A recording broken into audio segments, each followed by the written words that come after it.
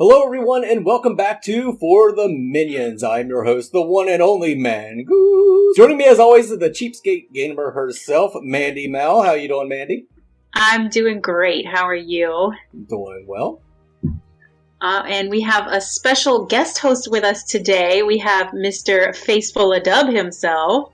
With that buttery smooth voice. Ooh. With the buttery smooth voice. I'm the moderator for the Omega Studios Twitch and their Discord. And I also stream if you want to check me out. Awesome. FaceFullofDub. So with Pirates stepping down, what we're going to be doing is bringing in people from either the community or the creative community. I'll probably be reaching out to some other YouTubers and Twitch streamers.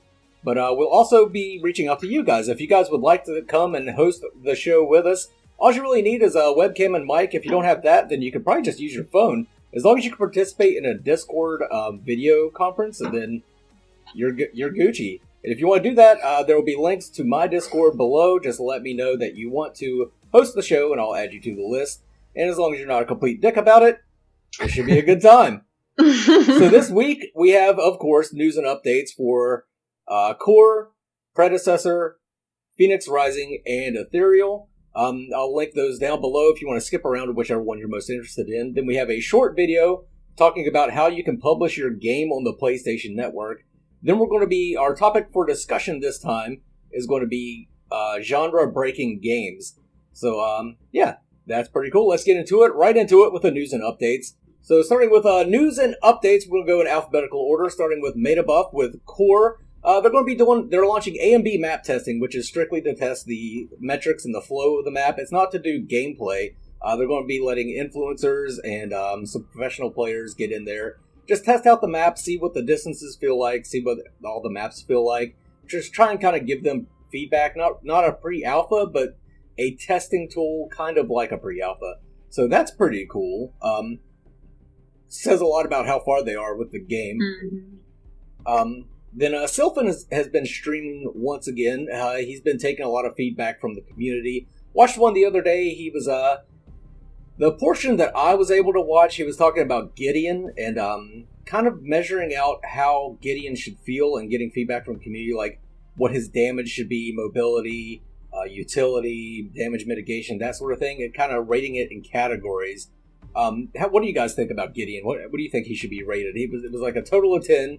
And there was a couple categories. Like, what do you think Gideon's damage should be rated as?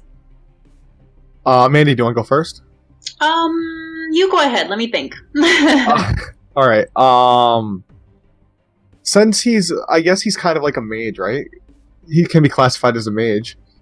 Yeah. I feel like he should have that high burst potential, but not have a crap ton of health to make him sustain past his burst, you know? Right.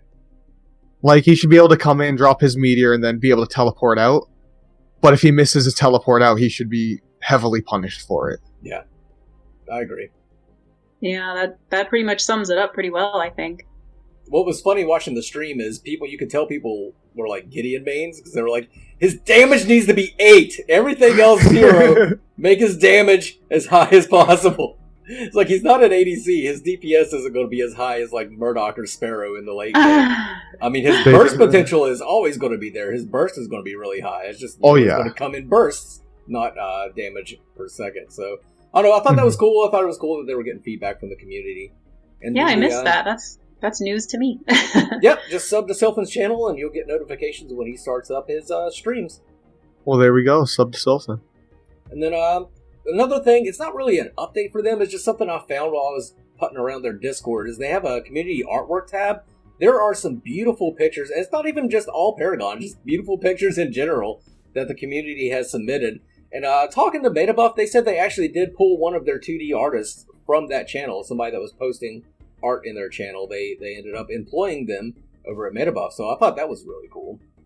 Yeah, when I first found out about the community art channel, that was my immediate thought, was what a great way to find potential help, in developing the game, or at least, talented people that can help with anything, even with like designing cards and whatnot. So yeah, I feel like a channel that expresses like the community side of the artwork is definitely a really good way to find like hidden talent that wouldn't be found otherwise if that tab wasn't there, you know? Yep. I think it's a great idea. And it worked out for him too. Yeah. Yeah, for sure. Hey, he got picked up, right? Yeah. Well, he or she, I don't know. Yeah. And then moving on, let's talk about Omega. Yeah, so Omeda's been doing a lot of work, a lot of streaming. They have a couple of different members of the team that are streaming now. So we have Patrick Pony, who does their sound effects, Fringe, who works on the map development, and then, of course, RGS Ace does some card creation. And they all streamed, I believe they all streamed this past week. Yep. And it's really cool because it gives us like a way more in-depth look at the game and the progress they're making and everything. And then, of course, Smokey's still been streaming, and he's been working on Minion AI. He's got the waves working, and it sounds like the game is getting really, really close to being ready for alpha. The minions, they're scaling differently for jungle minions versus lane minions. And then also their XP and gold sharing are now working. So they have been putting in the work, as always, over there at Omega. Yeah, it really seems like that. I know that was the last thing that they really needed to work on for Predecessor, was getting the minion AI and the wave functionality down. You know how different waves have different types of minions. Not every wave has a siege minion, so to speak. So, right. With that out of the way, I really don't see that much holding them back from their alpha. It should be right on schedule for them, which was March is what they were shooting for. Yeah. So just some fine tuning. And if I know Smokey, that man is like the definition of a workhorse. Oh man. Like he stays up past midnight pretty much every night, having to get up at like 5 a.m. He just loves what he's doing. Now, out of the community streamers, I really liked watching Fringe work on the map, because that map is huge, it is beautiful, it is very reminiscent of Legacy. One of the minor details that I kind of saw, like kind of caught my eye, was the towers. Holy fuck, do the towers look good! Oh yeah, like Fringe is extremely talented. Like everything he's put out is like top notch. Like he should have been working for Epic at the start. Right? Yeah, it's definitely looking beautiful. Those towers are they are, like you said, they're just beautiful. They catch your eye. They're really, really looking good. The whole map is looking amazing. It's been really cool to watch him stream and see him put in, like, you have to have a vision, and to see him put like the foliage in one place, and it's been really, really cool. Yeah, he does bring some artistic talent to it. For sure. So, moving on to Undying Games with Ethereal. So, I didn't know this. Their team has grown from 5 to 60 people. From 5 to 60 when they started out. So, it includes artists from Marvel. They've got 3D artists, programmers, particle effects artists, sound engineers, and level designers. So, they have turned into a right proper studio over there at Undying. Yeah. And, so they have done some internal play testing, so that's really good to hear. So at least amongst themselves, the game functions. I know a lot of people complain that we haven't seen a lot of gameplay from them, but I think they're just keeping that under wraps, and they're going to release it when it's perfected. And sounds like it's working, so that's pretty damn good. Also, they have. Oh, go ahead. Oh, I was just going to say. I was just going to say very quickly, I just appreciate them like kind of letting us know that even though maybe we're not seeing the gameplay, they're letting us know that it's working. Everything's, right on track. I just think 5 to 60, like, damn. Yeah. It's a lot of people to pick up. It's incredible. It's incredible. Definitely. And they have a former Dota pro helping to balance the game. So, if you don't know what Dota is, Dota was pretty much the first MOBA. So, it's a very heavily involved. I know it's just the top down, and we kind of shit on the top downs as Paragon fans, but there is a lot involved in playing Dota if you've never played before. So that'll be very helpful for them to have that Dota pro helping them balance out the game. Mm-hmm. And they said they wanted us to let you know that everything is working out perfectly from a coding perspective. So it sounds like everything is going swimmingly for Ethereal. And then on a cool note to end it off for Ethereal, they sent us a new image of Malaya, the Undying Garnet, and holy shit, does it look good! She looks I sent you guys the file. You guys see that? Yes. Did you personally DM it? I think so. Yeah. I saw it. Oh yeah, I commented on that one. That's one with the red hair, right? That's awesome. I have it set as my phone background. It looks really good. Yeah, she is like, she's looking bad. The fire in the background sells it, dude. It looks so good. Yeah. I know. She looks like she is not Oof. playing. Yeah, I love that The character. color scheme on it looks really clean too. Just their artwork just keeps blowing me away. Oh, I know. Definitely, the more I hear from them, the more excited I get. I don't know why they flew under my radar for so long. And it was like when I did start really looking into them, it's like, why have I not been more on top of this? And it's just, they continue to kind of like bring the hype for me personally. Yeah, I can agree with that. Like, what drew me in was their like map design that they had. Once I saw that, I was like, okay, I need to read more about this. Like, I need to see something that they're doing. For sure. It's so cool. Yeah, for sure. So moving on to Visionary now with Project Phoenix. So they, they've announced that they're going to be slowing down on the information. So we don't have a whole lot, but they updated their frequently asked questions actually, and they used the questions that Mr. Mongoose came up with and has had in their interview that we did last episode. So you guys can go check that out. That definitely answered some questions about the new 3v3 one lane versus, since they've made that more of their focus right now. And let's see, I got to pull up my show notes. I'm sorry. And then also they have the movement speed will be different for the different roles in the game. So, they're definitely still plugging along over there and making progress. Right. Yeah. So like tanks will move slower than like ADCs and the like. Which we saw a bit of that. Yeah. They're supposed to be bulkier. And we saw a bit of that in Paragon. Melee heroes moved a little bit faster than ranged heroes to kind of compensate and balance out. Which, like, did Chimera really need movement speed? Come on. He can ambush every 3 seconds. Yeah. That dude. You just need that little bit more, Yeah. Just a little bit. A lot of Chimera lovers out there, and I can understand why. The dude was a beast. Oh, yeah. That jump, dude. Oof.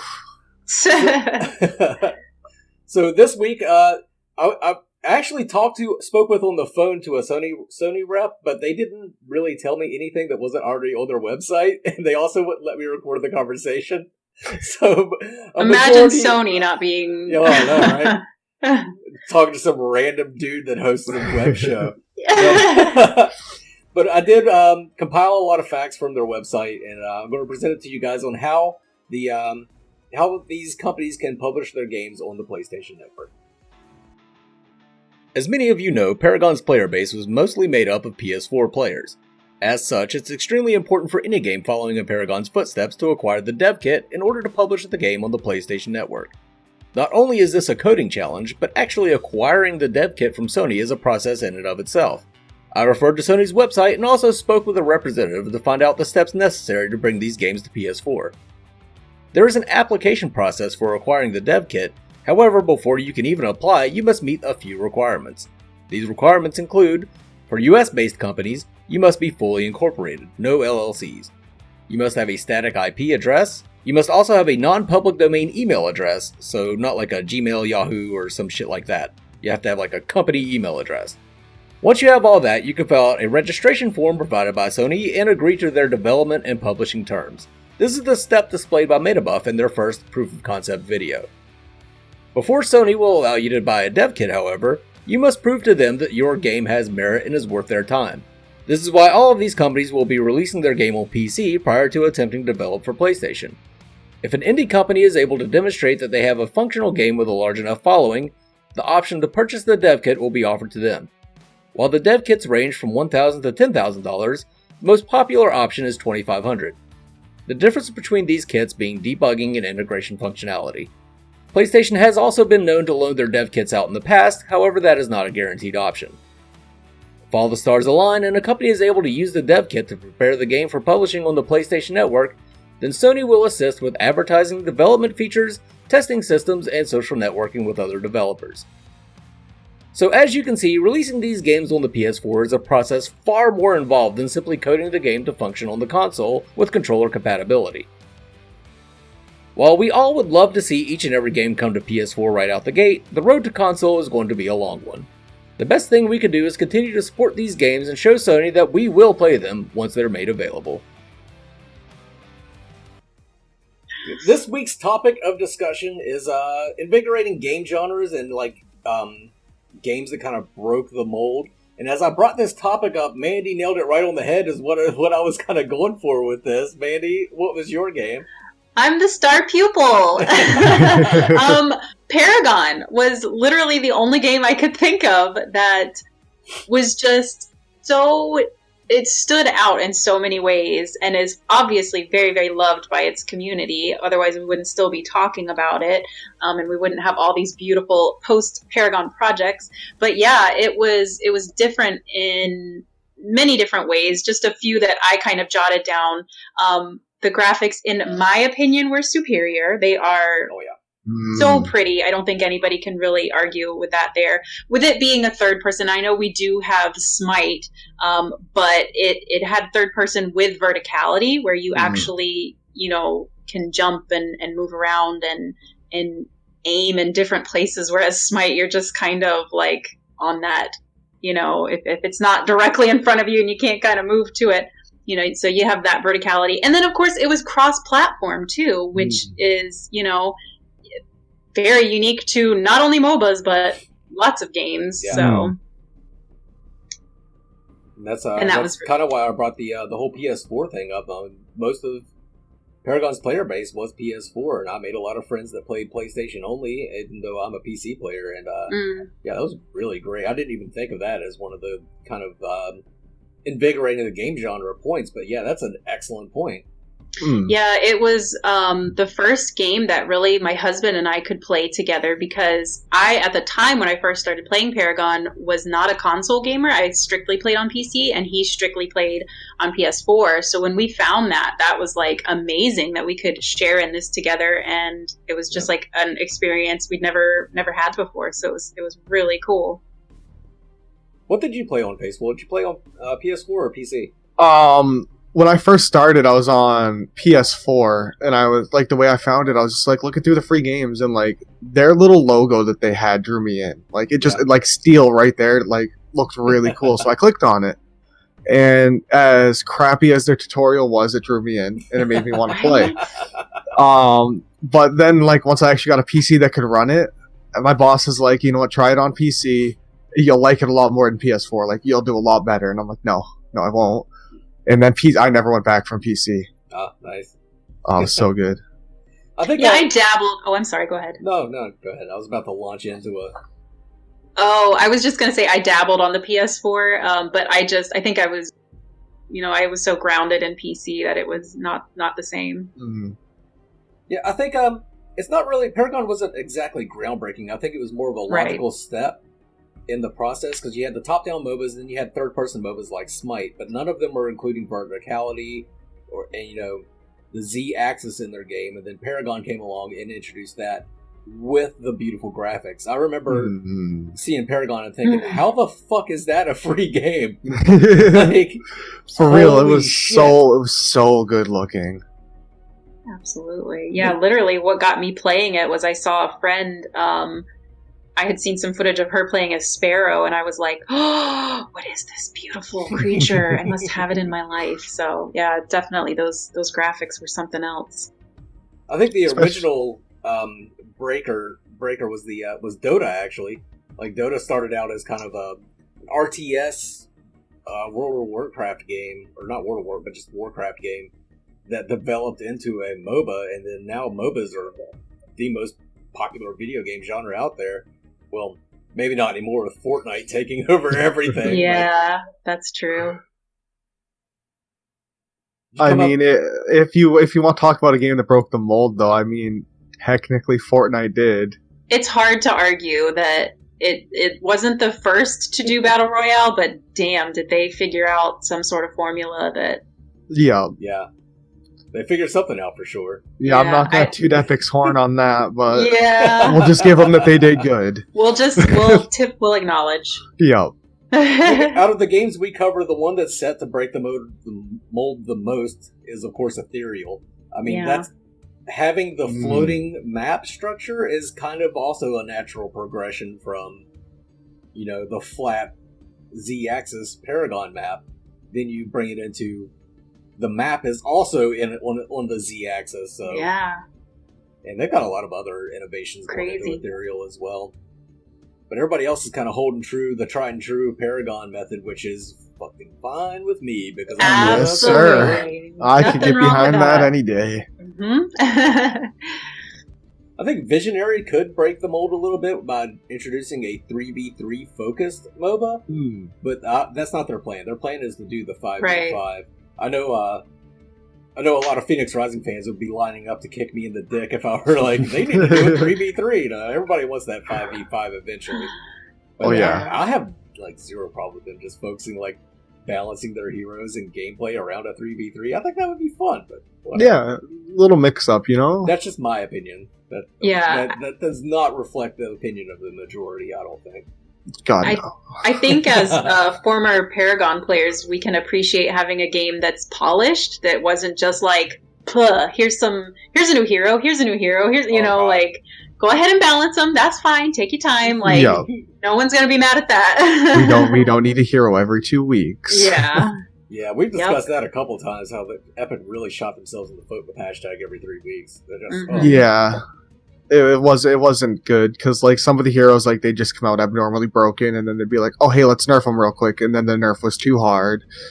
And then by then, they were moving on to bringing in another hero, and Oh, well. Yeah. Hopefully, all these other studios will learn from Epic's mistake.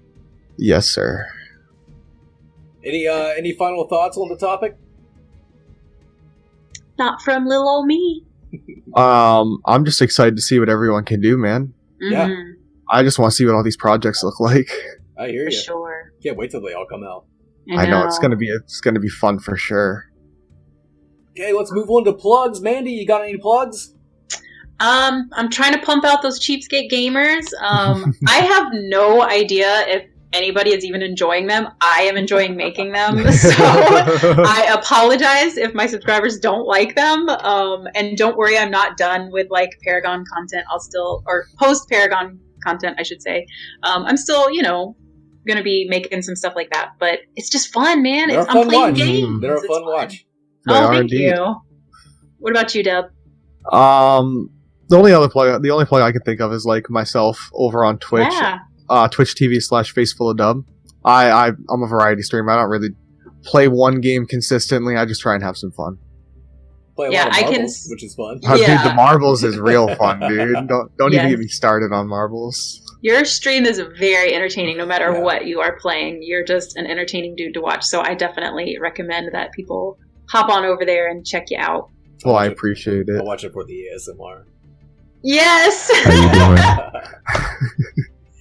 Okay, How are you, everyone, Mongoose? that's going to be it for the pre-recorded portion. If you don't know that all that was pre-recorded, we are now going to head into the live version where we're going to hang out with you guys, probably have a few drinks, have a little bit of fun. So if you want to stick around for that, stick around. But if you're watching the video, it's going to be cutting off now. Maybe, I don't know. Maybe I'll just keep it all together. All